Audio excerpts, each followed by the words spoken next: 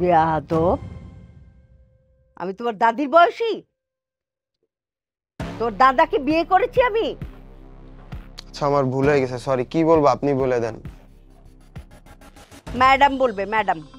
যদিও প্রত্যেকেই আমাকে আপা ডাকে, কিন্তু তোমার মতো বেয়াদব একটা ছেলের কাছ থেকে আমি এরকম ডাক আশা করি না। আমাকে ম্যাডাম ডাকবি তুই। জি ম্যাডাম, সরি। এখন খুঁজে বের কর কোন কাপড় তোর সাবান দিয়ে ব্যবহৃত হয়েছে। জি ম্যাডাম।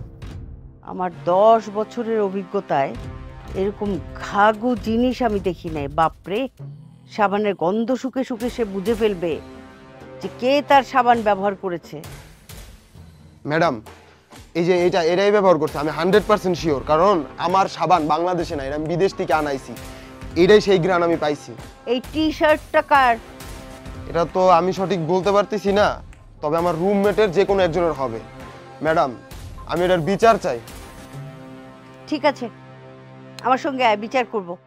কিন্তু কতটুকু সাবান ব্যবহৃত হয়েছে সেই পরিমাণটা বলতে পারবি তো? জি ম্যাডাম, আমার কাছে সাবানটা আছে ম্যাডাম। ওরে বাবা রে রেখে বাবা, দিছি। এ তো কঠিন চিড়িয়া। হ্যাঁ, এসো। জি জি ম্যাডাম, চলো।